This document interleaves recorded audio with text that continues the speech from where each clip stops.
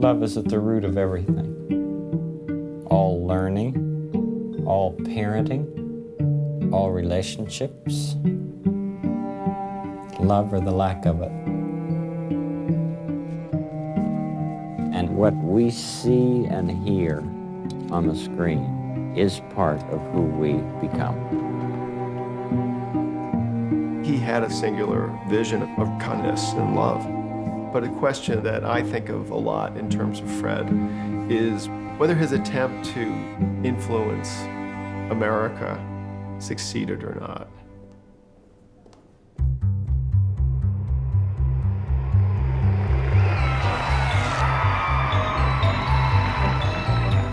I was all set to go to the seminary to become a minister. But I went home my senior year for a vacation, and I saw this new thing called television. And I saw people throwing pies in each other's faces. And I thought, this could be a wonderful tool. Why is it being used this way? And so I said to my parents, I don't think I'll go to seminary right away. I think maybe I'll go into television. And they said, well, but you've never even seen it.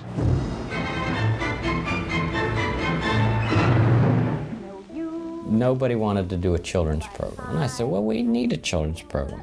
And I said, well, I'll produce it and play some music in the background. We'll get some free films, and Josie, you can introduce them. And then we discovered the awful fact that when you got free film, it was often brittle and it would break.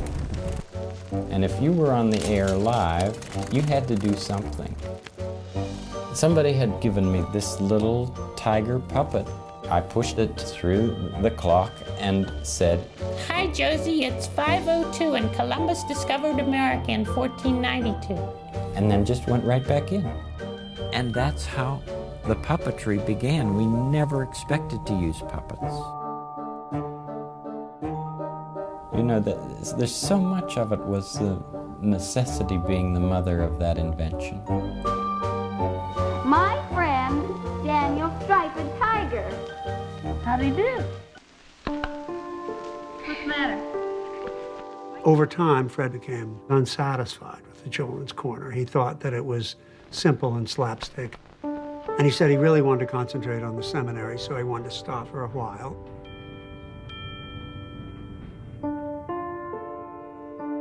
His ordination was as an evangelist for television. It was pretty way out there for the Presbyterian Church.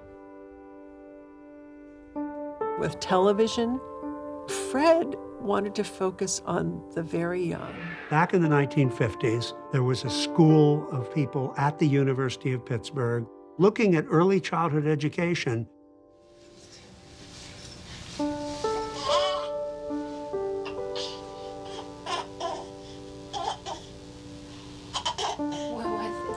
They felt that physicians needed a training ground so that they had a sense of where human behavior was coming from the very beginning.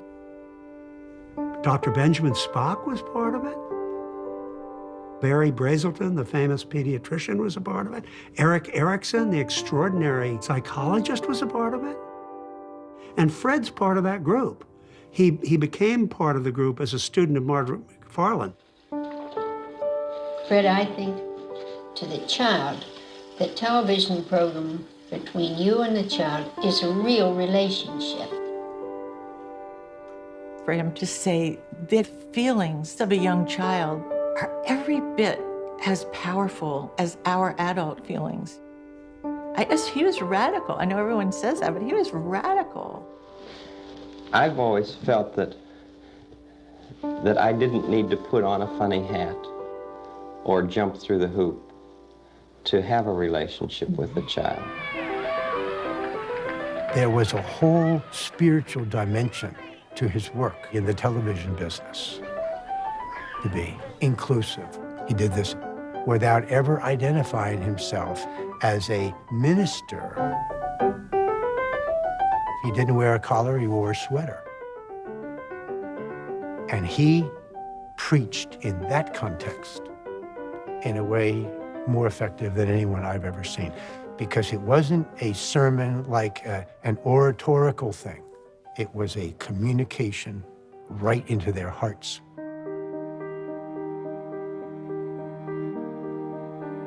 He was a lifelong registered Republican. And if you look at the values that Mr. Rogers represented, it's influenced by his faith. His Christianity was this kind of wide open Christianity that was accepting thinking from all other places, while never departing from the Christian faith.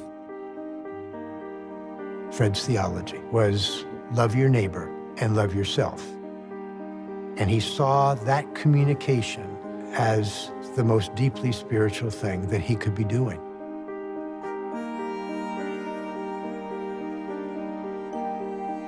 When I look at the camera, I think of one person. Not any specific person, but one person. It's very, very personal. The space between the television screen and whoever happens to be receiving it, I consider that very holy ground. A lot happens. A lot happens there.